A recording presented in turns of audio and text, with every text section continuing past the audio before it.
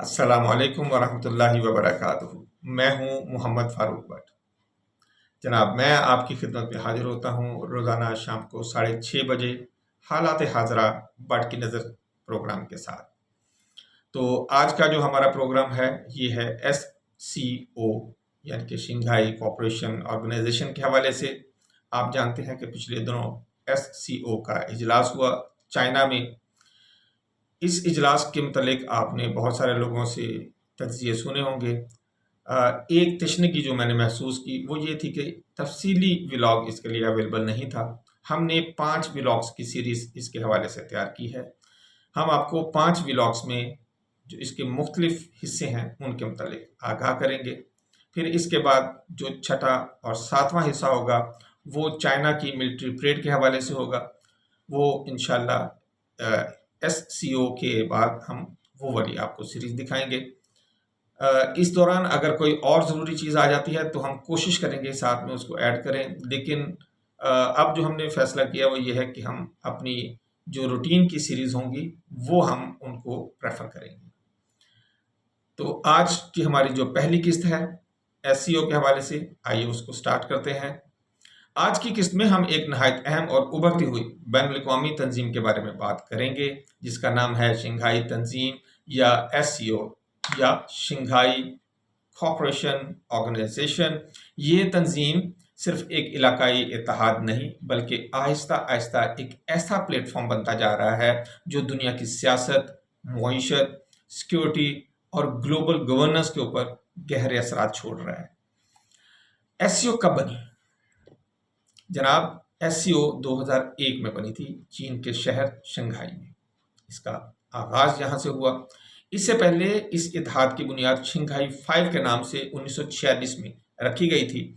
इसमें इब्तदाई तौर पर 5 ममालिक शामिल थे जिनमें चीन था, रूस, कजाकिस्तान, किर्गिज़स्तान और ताजिकिस्तान।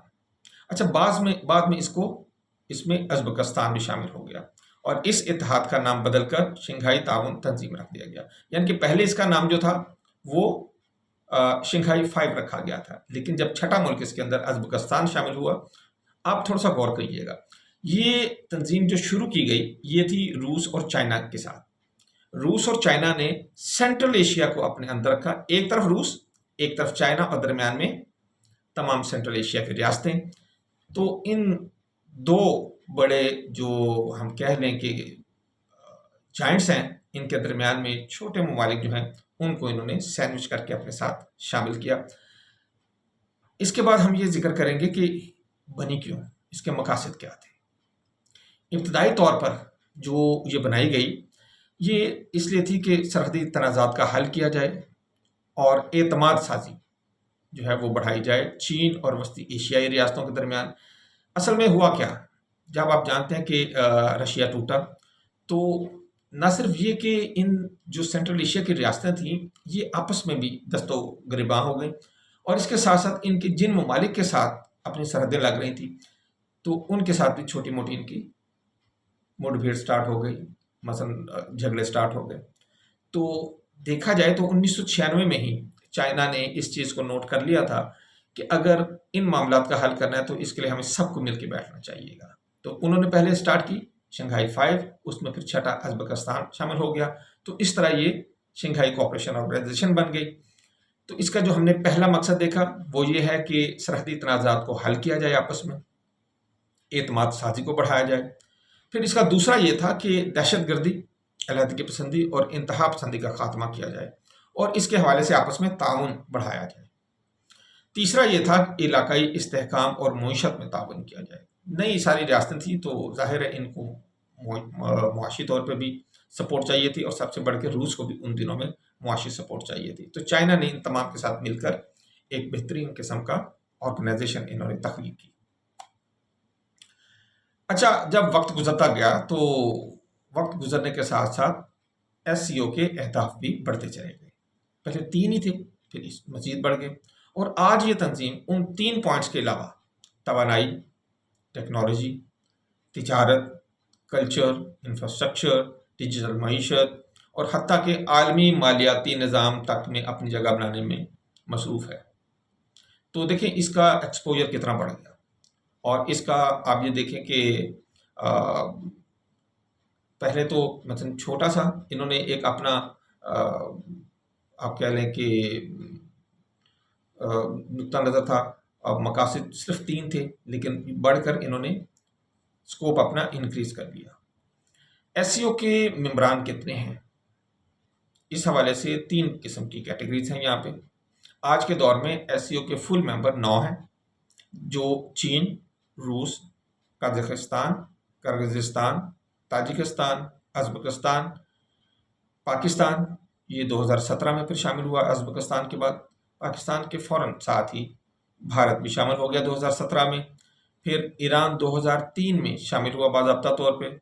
اس طرح یہ ٹوٹل 9 ملک ہو گئے جو اب تک 9 فل ممبر ہیں۔ اچھا، ان 9 ممالک کی جو ہم دنیا کی آبادی دیکھیں تو 40% آبادی ہے اور 25% عالمی جی ڈی پی کی یہ نمائندگی کرتے ہیں یہ 9 ممالک۔ اچھا، اس کے ساتھ ساتھ ایس سی او جو ہے اس کے ساتھ کچھ آبزرور ممالک بھی ہیں، مبصر ممالک جن کو آپ کہہ لیں، جیسے افغانستان ہے، بیلاروس ہے اور منگولیا ہے۔ بیلاروس جو ہے یہ اب تقریباً فل ممبر بننے کے قریب پہنچ چکا ہے۔ پھر اس کے ساتھ کچھ ایسوسیٹ ممبرس ہیں، اور ایسوسیٹ ممبر اس کو ہم ڈائیلاگ پارٹنر بھی ہم کہہ سکتے ہیں۔ یہ جو ممالک ہیں ان میں ترکی ہے، آذربائیجان ہے، آرمینیا ہے، نیپال ہے، کمبوڈیا، سری لنکا، قطر، سعودی عرب، مصر اور متحدہ عرب امارات ہے۔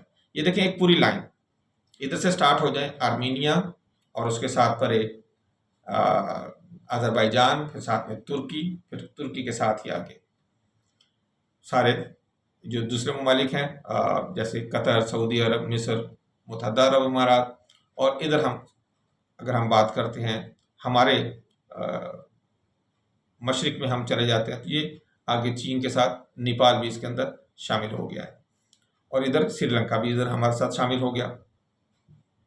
اچھا، یہ شمولیت ظاہر کیا کرتی ہے؟ یہ شمولیت یہ ظاہر کر رہی ہے کہ ایس سی او اب ایک علاقائی اتحاد سے نکل کر ایک گلوبل پلیئر بنتا جا رہا ہے۔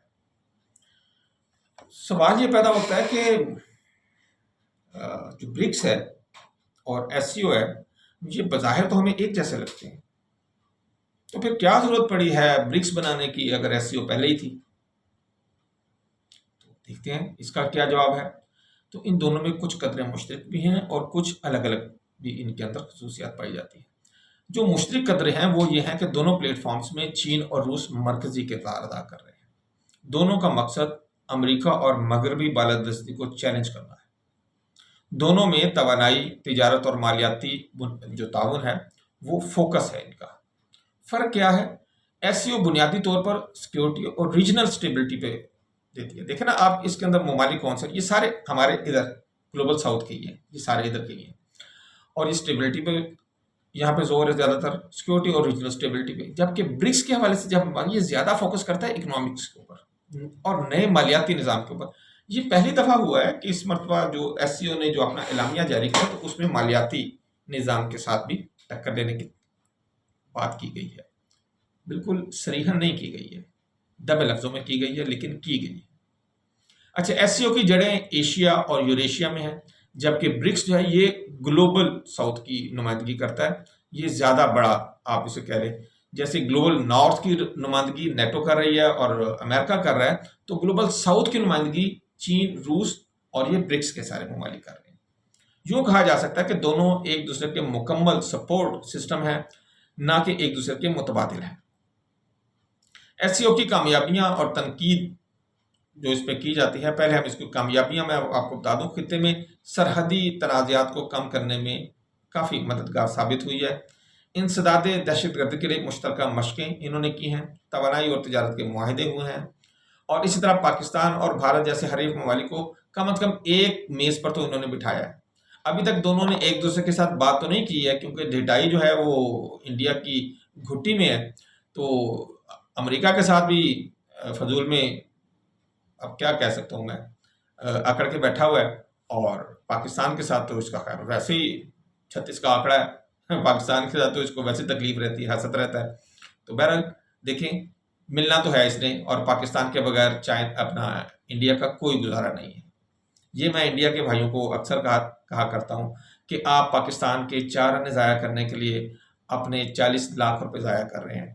آپ نے اپنی اپنا وسطی ایشیا کی اتنی بڑی مارکیٹ ہے، اب آپ کو امریکہ سے جو چھتر پڑے ہیں، اب آپ نئی مارکیٹ جب ڈھونڈیں گے تو آپ کو احساس ہوگا کہ جو وسطی ایشیا کی مارکیٹ ہے، اگر آپ نے پاکستان کے راستے اپنے آپ کو سیدھا کر لیا ہوتا اب تک تو آپ چھا چکے ہوتے، اور آپ کو اتنا بڑا جھٹکا نہ لگتا جو یہاں لگا ہے۔ یہ بات ایس سی او سے نکل کے سوری سائڈ پہ چلی گئی، میں معذرت چاہتا ہوں آپ سے۔ ہم دوبارہ ایس سی او کی طرف آتے ہیں۔ جو ایس سی او پہ تنقید کی جاتی ہے وہ یہ ہے کہ فیصلہ سازی میں بہت سست روی ہے۔ اچھا، اس کی وجہ پتہ کیا ہے؟